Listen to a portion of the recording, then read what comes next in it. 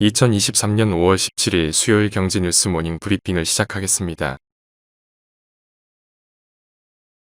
세계 낸드 플래시 시장에서 2위를 차지하고 있는 키옥시아와 4위 웨스턴 디지털의 합병이 급물살을 타고 있다. 로이터 통신은 수요 급감, 공급 과잉으로 큰 타격을 입은 일본 키옥시아와 미국 WD가 합병 협상에 속도를 붙이고 있다고 보도했다. 키옥시아와 WD는 지난 2021년에 합병 협상을 했었다.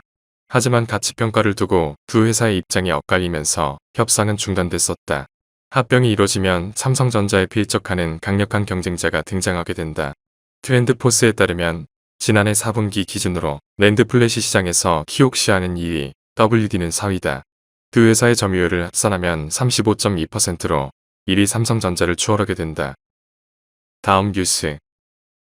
16일 업계에 따르면 LG 디스플레이는 올해 내티 비용 OLED 패널 30만 대 수준을 삼성전자에 공급할 전망이다. 삼성전자 OLED TD에 LG 디스플레이 패널이 사용되는 건 처음이다. 세계 TV 1위 삼성전자가 최근 OLED TV 시장 진출을 본격화하면서 LG 디스플레이와의 협업 가능성은 꾸준히 제기됐다. 삼성 디스플레이의 대형 OLED 패널 공급량이 아직 많지 않아 OLED TV 수요에 적극적으로 대응하기 위해서는 다른 공급원이 필요하기 때문이다. 삼성전자와 LG 디스플레이의 협상이 급물살을 타면서 LG 디스플레이의 OLED TV 패널 생산량은 올 하반기부터 점진적으로 늘어날 전망이다. 다음 뉴스. 16일 외교부 한 중남미 미래협력 포럼 참석차 방한한 사무엘 가르시아 누에보레온 주지사는 자신의 SNS에 기아가 공정을 확장하고 두 가지 전기차 모델을 생산하기 위해 투자한다고 밝혔다. 이미 기아는 지난 2016년 9월 누에보레온주 페스케리아에 몬테레이 공정을 준공해 K3와 리오 등 내연 기관차를 만들고 있다. 미국 인플레이션 감축법에 대응해 현지 생산을 늘리기 위한 포석으로 풀이된다. IRA는 미국, 캐나다, 멕시코에서 최종 조립하고 핵심 광물 및 배터리에 관한 요건을 충족한 전기차에만 보조금을 지급하도록 규정하고 있다. 다만 기아 관계자는 중장기 관점에서 검토하고 있으나 결정된 바는 없다며 선을 그었다. 다음 뉴스.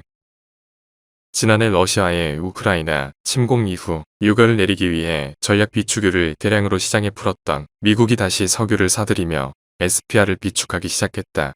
미 정부는 유가 조정이 필요하면 SPR을 팔거나 비축해 시장에 개입했다. 미 에너지정보청에 따르면 3월 31일 기준으로 미국 SPR 재고는 40년 만에 최저치로 떨어졌다. 미 제니퍼 그레놈 에너지 장관은 지난달 발표에서 올해 하반기부터 SPR을 다시 비축하겠다고 밝혔다. 다음 뉴스. 튀르키예 리라화가 현지 시간 15일 외환시장에서 사상 최저치로 추락했다. 튀르키예 대통령 선거가 전례 없는 결선 투표를 치게 되면서 정치적 불확실성이 높아진 탓이다. 20년 가까이 집권한 에르도안 대통령이나 공화인민당의 케말 클레치다로올루 대표 모두 이번 투표에서 과반 득표에 못 미쳤고 28일 열리는 결선 투표에서 과반을 확보해야 한다. 웰스파고 브랜던 맥키나 신흥국 담당 이코노미스트는 리라가 단기적으로 심각한 매도에 직면할 것이라면서 6월 말에는 달러당 23리라까지 가치가 추락할 수 있다고 예상했다. 다음 뉴스. 16일 미국 바이오 센츄리는 2018년 이후 유럽에서 설립된 바이오 스타트업 85곳 중 37곳이 리드 파이프라인으로 종양학, 부는 신경학 분야 후보 물질을 개발하고 있다고 보도했다. 항암과 신경계질환 이 두 분야는 또한 기업들이 벤처 투자자들로부터 가장 많은 투자를 모금한 분야였다. 바이오 센츄리에 따르면 초기 투자 모금액이 7,500만 달러 이상인 상위 15개 기업 중 7곳은 신경계질환 치료제를, 4곳은 항암제를 리드 후보 물질로 개발하고 있었다. 암과 신경질환에 이어 기업들이 주요 파이프라인으로 많이 개발하고 있는 분야는 감염질환 관련 후보 물질이었다. 다음 뉴스. K뷰티가 중국 시장에서 내수 부진 등으로 주춤한 가운데 인도네시아와 태국 등 동남아시아 시장에서 성장세를 보이고 있다.